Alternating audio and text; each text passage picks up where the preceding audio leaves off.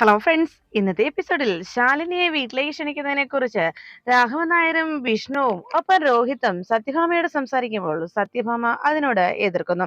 ശാലിനിയോട് ഇങ്ങനെയൊക്കെ പെരുമാറാൻ, എന്നെ ഈ രീതിയിൽ എല്ലാവരുടെയും മുന്നിൽ നാണം കെടുത്താനായി ഞാൻ എന്ത് തെറ്റാ അവളോട് ചെയ്തതെന്ന് അവൾ എന്നോട് പറയണം എന്നതായിരുന്നു സത്യഭാമയുടെ ആവശ്യം. അത് കേട്ട് ആരും മറുപടിയൊന്നും പറയാതിരിക്കുമ്പോൾ പൊന്നി അവിടെ കൊണ്ടുവന്ന് ടേബിളിൽ വെച്ചിട്ട് പോയ ആ ജ്യൂസിൽ ഒരു ഗ്ലാസ് ജ്യൂസ് കയ്യിലെടുത്തു. അതിനുശേഷം ആ ജ്യൂസ് വേഗം നിലത്തേക്ക് ഒഴിച്ചു കളയുന്നു. പിന്നീട് ഗ്ലാസ് തിരികെ തന്നെ ആ ട്രേയിലേക്കും വെച്ചു. എല്ലാവരും ആകെ ആശ്ചര്യത്തോടെ എന്താണ് ഈ സത്യഭാമ ചെയ്യുന്നത് എന്ന് അറിയാതെ ആശ്ചര്യപ്പെട്ടങ്ങനെ നോക്കി നിൽക്കുമ്പോ ഉടനെ സത്യഭാമ പറഞ്ഞു, അല്ലാത്ത പക്ഷം ഈ ജ്യൂസ് ഗ്ലാസ്സിലേക്ക് ഇവിടെ നിന്ന് തിരികെ കയറണം, എന്നാൽ മാത്രമേ ശാലിനിയോട് ഞാൻ ക്ഷമിക്കൂ എന്നതായിരുന്നു സത്യഭാമയുടെ മറുപടി. സത്യഭാമ അങ്ങനെ ഒരു കാര്യം പറഞ്ഞ് അവിടെ നിന്ന് പോകുന്നത് കണ്ട് എല്ലാവരും ആകെ ഞെട്ടിത്തെറിച്ച് നിൽക്കുന്നു.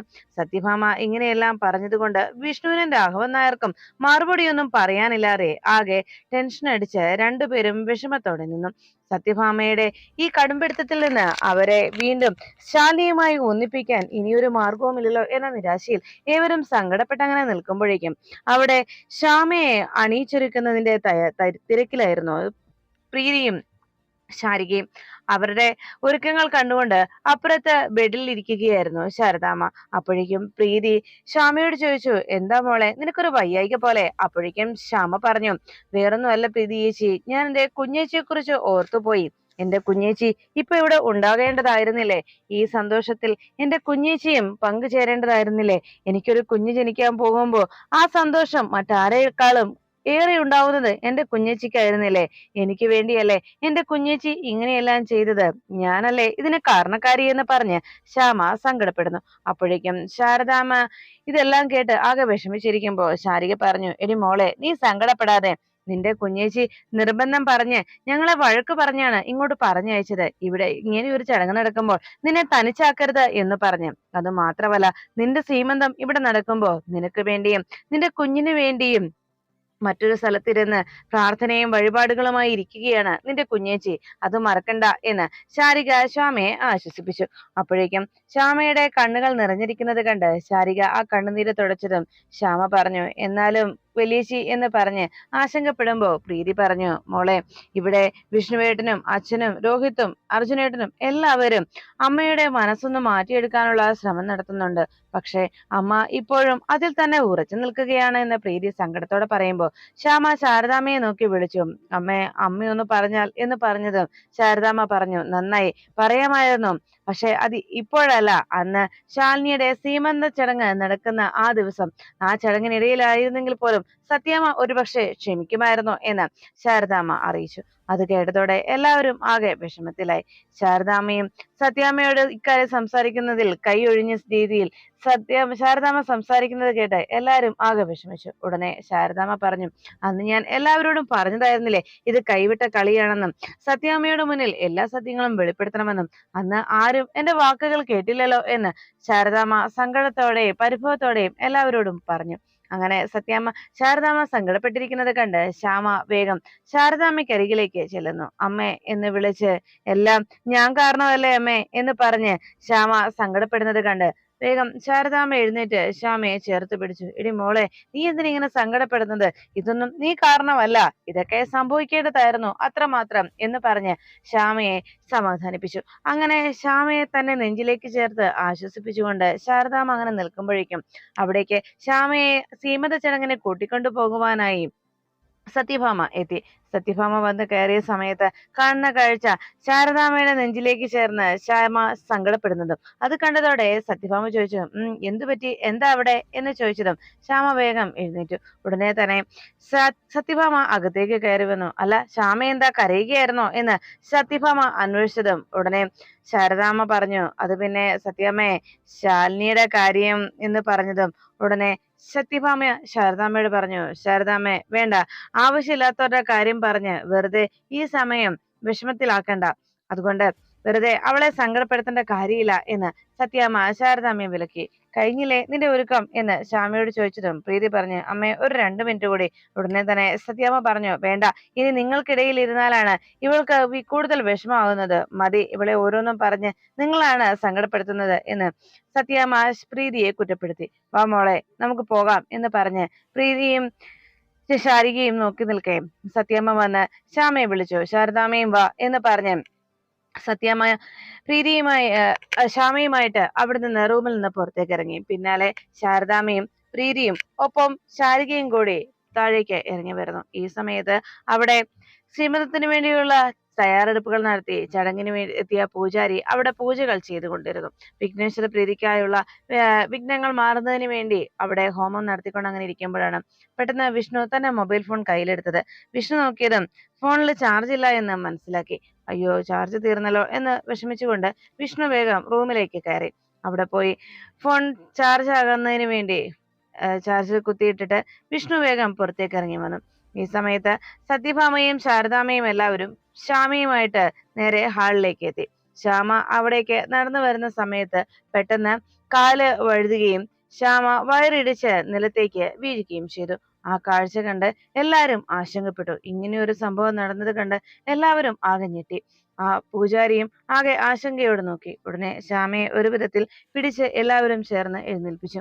അയ്യോ, എന്തു പറ്റി മോളെ, എന്തെങ്കിലും കുഴപ്പമുണ്ടോ എന്ന് ചോദിച്ചതും ഏയ് പ്രശ്നമൊന്നുമില്ല എന്ന് ശ്യാമ തന്റെ വയറൊന്ന് തടവിയിട്ട് കുഴപ്പമില്ലെന്ന് പറഞ്ഞു.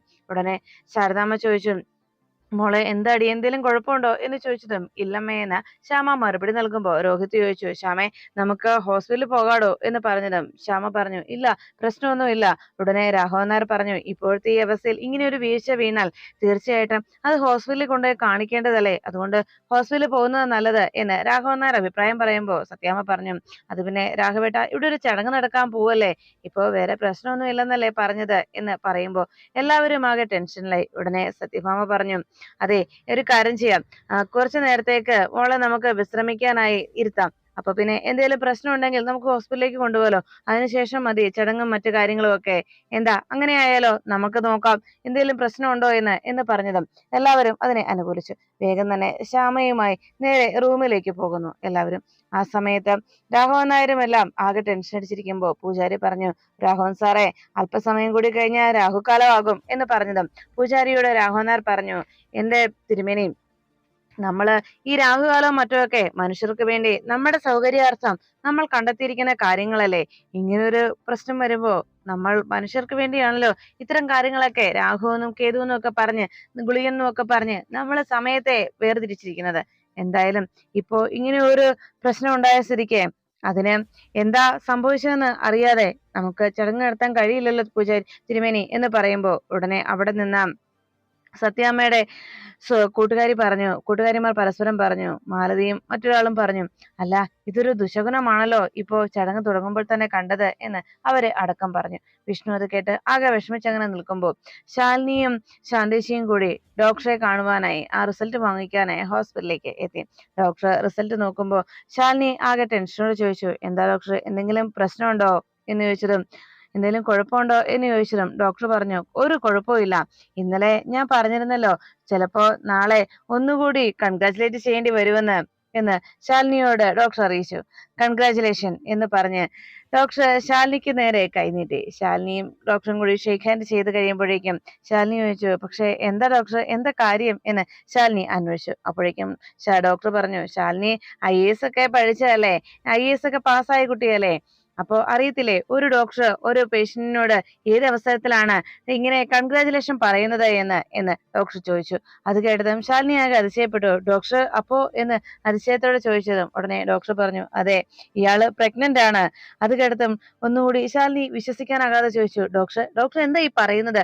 അപ്പോഴേക്കും ഡോക്ടർ പറഞ്ഞു, അതെ ശാലിനി, കുട്ടി ഗർഭിണിയാണെന്ന് പറഞ്ഞു, മനസ്സിലായില്ലേ എന്ന് ഡോക്ടർ അതിശയത്തോടെ ചോദിക്കുമ്പോൾ ശാലിനി വളരെ ആശ്ചര്യത്തോടെ അപ്രതീക്ഷിതമായി ഇങ്ങനെ ഒരു വാർത്ത കേട്ടതിന്റെ സന്തോഷത്തിൽ ശാലിനി തന്റെ വയറ്റത്ത് പതിയെ കൈകൊണ്ട് തലോടുന്നു. അങ്ങനെ അതിശയത്തോടെ ശാലിനി നോക്കുമ്പോ ഡോക്ടർ, ഈ റിപ്പോർട്ടിൽ തെറ്റൊന്നും സംഭവിച്ചതല്ലോ അല്ലേ എന്ന് ശാലിനി വീണ്ടും ചോദിച്ചതും ഡോക്ടർ പറഞ്ഞു, ശാലിനി എന്താ ഈ പറയുന്നത്? കുട്ടി പൂർണ്ണ ആരോഗ്യവതിയാണ്, ആരോഗ്യവാനാണ് എപ്പോഴും.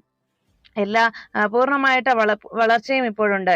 ഇതുവരെയുള്ള വളർച്ച ആ കുട്ടിക്ക് കൈവന്നിട്ടുണ്ട്. ഇനി ചെയ്യേണ്ടത് കൃത്യസമയത്ത് ഭക്ഷണവും എല്ലാം സമയവും വിശ്രമവും ഒക്കെ ഉണ്ടാകണം. മനസ്സിന് ടെൻഷനൊന്നും ഉണ്ടാകാത്ത കാര്യങ്ങളുമായിട്ട് മുന്നോട്ട് നീങ്ങണം. പിന്നെ ഇതാണ് റിപ്പോർട്ട് എന്ന് പറഞ്ഞ് ശാലിനിയുടെ നേരെ ഡോക്ടർ ആ റിപ്പോർട്ട് നീട്ടി. ശാലിനി ആ റിപ്പോർട്ട് നോക്കിയതും പെട്ടെന്ന് ശാലിനി ആലോചിച്ചു, അന്ന് ശ്യാമയുടെയും രോഹിത്തിന്റെയും ജീവിതം സന്തോഷകരമാക്കുന്നതിന് വേണ്ടി അവരുടെ പിണക്കം മാറ്റാനായി വിഷ്ണു അന്ന് കൊണ്ടുവന്ന ആ മുല്ലപ്പൂ മണത്തതിന് ശേഷം തിരികെ റൂമിലേക്ക് എത്തിയ ശാലിനി വിഷ്ണുവിനോട് താൻ കാണിച്ച ആ സ്നേഹത്തെക്കുറിച്ച് ശാലിനി ഓർമ്മിച്ചു. അന്ന് എന്തോ സംഭവിച്ചതാണ് ഇങ്ങനെ ഒരു സന്തോഷ വാർത്തയ്ക്ക് കാരണമായത് എന്ന് ശാലിനി ആലോചിച്ചങ്ങനെ നിൽക്കുമ്പോൾ പെട്ടെന്ന് ഡോക്ടറെ നോക്കി ശാലിനി പറഞ്ഞു, താങ്ക്സ് ഡോക്ടർ.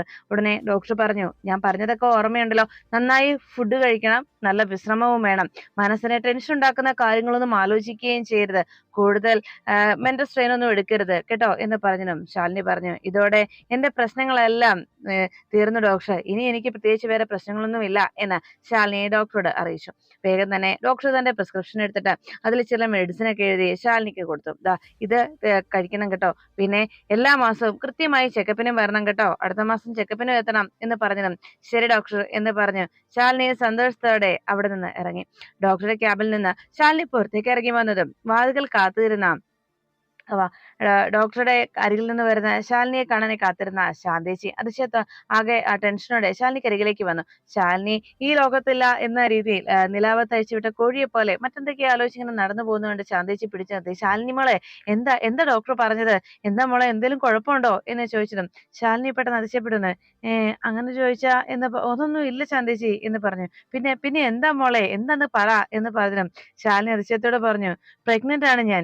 അത് കേട്ടതും ശാന്തേച്ചി മകെ ഞെട്ടി. ശാന്തേച്ചി വളരെ സന്തോഷത്തോടെ ചോദിച്ചു, മോളെ എന്താ ഈ പറഞ്ഞത് എന്ന് വീണ്ടും ശാലിനിയോട് ചോദിച്ചതും ഞാൻ പ്രഗ്നന്റ് ശാന്തേച്ചി എന്ന് വളരെ സന്തോഷത്തോടെ പറഞ്ഞു. ആഹാ, ഇത് വലിയ സന്തോഷമുള്ള കാര്യമാണല്ലോ എന്ന് വലിയ ആഘോഷത്തിൽ ശബ്ദത്തിൽ ശാന്തേച്ചി അറിയിച്ചു. ഇത് കേട്ടതും അടുത്ത ആളുകളൊക്കെ നോക്കുന്നത് ശാലിനി ശ്രദ്ധിച്ചു. ശാന്തേച്ചി ഇത് കണ്ടോ, മറ്റുള്ളവരൊക്കെ ശ്രദ്ധിക്കുന്നു എന്ന് പറഞ്ഞു. അതിനെന്താ, ഇത് അത്ര നിസ്സാരമായിട്ടുള്ള കാര്യമൊന്നും അല്ലല്ലോ മോളെ നീ ശരിക്കും പൊളിച്ചടിക്കുകയല്ലോടി എന്ന് ശാലിനിയെ അഭിനന്ദിച്ചുകൊണ്ട് ശാന്തേച്ചി പറഞ്ഞു. എനിക്കിപ്പോഴും വിശ്വസിക്കാൻ കഴിയുന്നില്ല ശാന്തേച്ചി എന്ന് ശാലിനി പറഞ്ഞതും ഉടനെ ശാന്തേച്ചി പറഞ്ഞു, മോളെ ആദ്യം ഈ സന്തോഷ വാർത്ത വിഷ്ണുമോനെ വിളിച്ചറിയിക്കുക, മോനല്ലേ ഇത് അറിയേണ്ടത് എന്ന് പറഞ്ഞു. ഉടനെ ശാലിനി തന്റെ മൊബൈൽ ഫോൺ കയ്യിലെടുത്ത് വിഷ്ണുവിനെ ഈ വാർത്ത വിളിച്ചറിയിക്കാനായി വിഷ്ണുവിന്റെ ഫോണിലേക്ക് ഡയൽ ചെയ്യുന്നു. ശാന്തേച്ചിയും ശാലിനിയും കൂടി നേരെ ഹോസ്പിറ്റലിൽ നിന്ന് പുറത്തേക്ക് നടന്നു. അങ്ങനെ ശാന്തേച്ചിയുടെ അഭിപ്രായം കേട്ട് ശാലിനി വേഗം വിഷ്ണുവിന്റെ ഫോണിലേക്ക് വിളിക്കുമ്പോൾ അവിടെ രോഹിത്തും മറ്റെല്ലാവരും ശ്യാമയുടെ സീമന്ത ചടങ്ങിന് വേണ്ടിയുള്ള തയ്യാറെടുപ്പിലായി. ഉടനെ തന്നെ പൂജാരി പൂജകളൊക്കെ അവസാനിച്ചു കഴിയുമ്പോഴേക്കും രാഘവൻ നായരോട് പറഞ്ഞു, രാഘവ സാറെ, ഇപ്പോ രാഹുകാലം തുടങ്ങുമായി കഴിഞ്ഞു കേട്ടോ എന്ന് പറഞ്ഞതും രാഘവൻ നായർ പറഞ്ഞു, അതെ ഞാൻ പറഞ്ഞല്ലോ തിരുമേനി, ഇതിനെക്കുറിച്ച് രാഹുകാലത്തെക്കുറിച്ചും മറ്റും ഞാൻ പറഞ്ഞതാണല്ലോ എന്ന് പറഞ്ഞതും ഉടനെ ശ്യാമയെ സീമന്ത ചടങ്ങിന് പങ്കെടുപ്പിക്കുന്നതിന് വേണ്ടി വേഗം അവിടേക്ക് സത്യാമ്മയും ശാരദാമ്മയും എല്ലാം ശ്യാമയുമായി പുറത്തേക്ക് വരാനായി തീരുമാനിച്ചു. ഈ സമയത്ത് വിഷ്ണുവിന്റെ ഫോണിലേക്ക് ശാലിനി വിളിച്ചുകൊണ്ടേയിരുന്നു. ഒന്ന് രണ്ട് തവണ വിളിച്ചിട്ടും കോള് കണക്ട് ആവുന്നില്ല. ഉടനെ ശാലിനി പറഞ്ഞു, വിഷ്ണുവിനെ എടുക്കുന്നില്ല ശാന്തേച്ചി. അപ്പോഴേക്കും ശാന്തേച്ചി പറഞ്ഞു, അതെ അവിടെ സീമന്ത ചടങ്ങൊക്കെ നടക്കല്ലേ, അതിന്റെ തിരക്കിലായിരിക്കും മോൾ ഒന്നുകൊണ്ടൊന്ന് വിളിക്ക്. വിഷ്ണുവിന്റെ ഫോണിലേക്ക് വീണ്ടും ശാലിനി വിളിച്ചിട്ടും ഫോൺ സൈലന്റ് ആയിരുന്നത് കൊണ്ട് റിങ് ചെയ്യുന്നതും വിഷ്ണു പുറത്ത് നിന്നതിനാൽ കേൾക്കാതെ പോകുന്നു. അങ്ങനെ എല്ലാവരും ആകെ ടെൻഷൻ അടിച്ച് അങ്ങനെ നിൽക്കുന്ന സമയത്തായതുകൊണ്ട് ശാലിനി വിളിച്ചിട്ടും കോൾ എടുക്കുന്നില്ല. ശാലിനി ആകെ വിഷമത്തോടെ പറഞ്ഞു, ശാന്തേച്ചി വിഷ്ണുവിനെ വിളിച്ചിട്ട് എടുക്കുന്നില്ല. ഉടനെ ശാന്തേച്ചി പറഞ്ഞു, അങ്ങനെയാണെങ്കിൽ ഒരു കാര്യം ചെയ്യാം മോളെ, നമുക്ക് നേരെ അങ്ങോട്ട് പോവാം, നേരിട്ട് എന്ന് വിഷ്ണുമോനോട് ഈ സന്തോഷ വാർത്ത അറിയിക്കാം. അത് മാത്രമല്ല ഇന്ന് ശ്യാമയുടെ സീമന്ത ചടങ്ങ് ആയതുകൊണ്ട് അവിടെയുള്ളവരെല്ലാരും അവിടെ കാണുമല്ലോ. അത് മാത്രമല്ല ശാലിനി മോള് ഗർഭിണിയാണെന്ന് കളവ് പറഞ്ഞതിന്റെ പേരിലാണല്ലോ അവിടുന്ന് സത്യാമ്മ മോളെ ഇറക്കി വിട്ടത്. എന്നാൽ അത് കളവായിരുന്നില്ല എന്നും സത്യത്തിൽ മോള് ഗർഭിണിയായിരുന്നുള്ള കാര്യം മോൾക്ക് അറിയില്ലായിരുന്നു എന്നതായിരുന്നു വാസ്തവം എന്നുള്ള കാര്യം സത്യാമ്മ നമുക്ക് ബോധ്യപ്പെടുത്താം. ഇപ്പോ അതിനുള്ള തെളിവും നമ്മുടെ പക്കലുണ്ടല്ലോ. അതുകൊണ്ട് നമുക്ക് അങ്ങോട്ട് തന്നെ പോകാം. ഇന്ന് അവിടെ വന്ന ആളുകൾ എല്ലാവരും, അന്നുണ്ടായിരുന്നവരെല്ലാം ഇന്ന് ശ്യാമയുടെ സീമന്ത ചടങ്ങിൽ പങ്കെടുക്കാനായി എത്തിയിട്ടുണ്ട്. അതുകൊണ്ട് തന്നെ അവരുടെ മുന്നിൽ സത്യാമ്മയെ അപമാനിതയായിട്ടില്ല എന്നും സത്യാമ്മയുടെ അവരുടെ മുന്നിൽ സത്യാമ്മയ്ക്ക് സംഭവിച്ച എല്ലാ നാണക്കേടും ഇതോടെ നമുക്ക് മാറ്റുകയും ചെയ്യാം. മോളുടെ പേരിലുണ്ടായിരുന്ന എല്ലാ അപവാദങ്ങളും ഇതോടെ തീരും. എന്താ മോളെ, നമുക്ക് അങ്ങോട്ട് പോയാലോ എന്ന് ചോദിച്ചതും ശാലിനി കുറച്ചേരം ആലോചിച്ചിട്ട്, ശരിയാ ശാന്തേച്ചി പറഞ്ഞതുപോലെ നമ്മൾ അങ്ങോട്ട് നേരിട്ട് ചെന്ന് പറയുന്നത് തന്നെയാ ശരിയാ, ഒന്ന് പോകാം അല്ലേ എന്ന് ശാലിനി ചോദിച്ചത്. പോകാം മോളെ എന്ന് ശാന്തേച്ചി വീണ്ടും നിർബന്ധിച്ചു.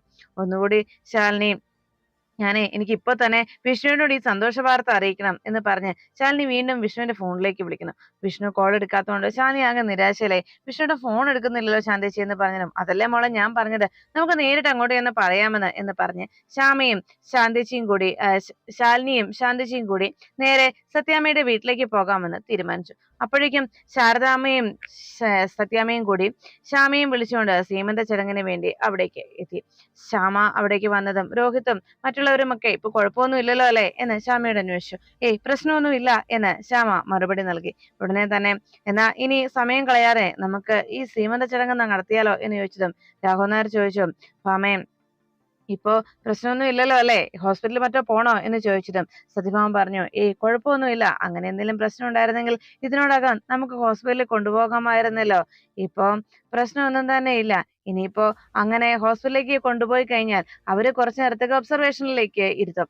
അതിനുശേഷം അല്പസമയം കഴിഞ്ഞ് ഒരു ബില്ലിങ് അടിച്ചു തന്നിട്ട് പറയും പ്രശ്നമൊന്നും തന്നെ ഇല്ല എന്ന്. ഒരു 100 കൂട്ടം ടെസ്റ്റും നടത്തും. അതിനേക്കാളും ഭേദം ഇപ്പോ നമുക്ക് ഈ ചടങ്ങ് ഇവിടെ നടത്താവുന്നതല്ലേ എന്ന് രാഘവൻ നായർ സത്യഭാമ ചോദിച്ചു. ഇതെല്ലാം കേട്ടതും ഉടനെ രോഹിത് ചോദിച്ചു, ഒരു കുഴപ്പവും ഇല്ലല്ലോ ശ്യാമേ എന്ന് ചോദിച്ചതും ശ്യാമ പറഞ്ഞു, ഇല്ല ഇല്ല രോഹിത്, എനിക്ക് പ്രശ്നമൊന്നുമില്ല എന്ന് ശ്യാമ വീണ്ടും മറുപടി നൽകി.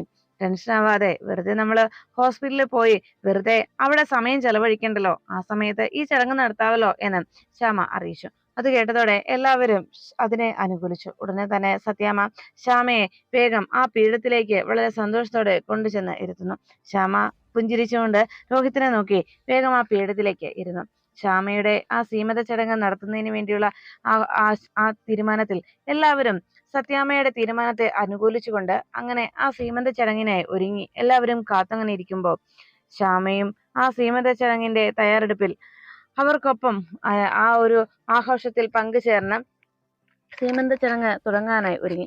ഈ സമയത്ത് ശാരദാമ്മയോടും മറ്റെല്ലാവരോടുമായിട്ട് സത്യാമ്മ ചോദിച്ചു, എന്നാ ചടങ്ങ് തുടങ്ങിയാലോ എന്ന് ചോദിച്ചതും ഉടനെ പൂജാരി പറഞ്ഞു, അതെ, വിഘ്നേശ്വരന് വേണ്ട എല്ലാ പൂജകളും കഴിഞ്ഞിരിക്കുന്നു, വിഘ്നങ്ങൾ ഇതോടെ അകന്നു പോകട്ടെ എന്ന് പറഞ്ഞ് വേഗം ശാലിനി ഈ സമയത്ത് സത്യാമ്മയുടെ വീട്ടിലേക്ക് വിഷ്ണുവിനോട് ആ സന്തോഷ വാർത്ത അറിയിക്കുന്നതിന് വേണ്ടി തന്റെ കയ്യിലിരുന്ന സ്കാനിങ് റിപ്പോർട്ടും താൻ പ്രഗ്നന്റ് ആണെന്നുള്ള ആ റിപ്പോർട്ടും എല്ലാമായിട്ട് ശാലിനി വിഷ്ണുവിനോട് ആ സന്തോഷ വാർത്ത അറിയിക്കുന്ന നിമിഷത്തിനായി ആലോചിച്ചുകൊണ്ട് അവിടേക്ക് വന്നുകൊണ്ടിരിക്കുന്നു.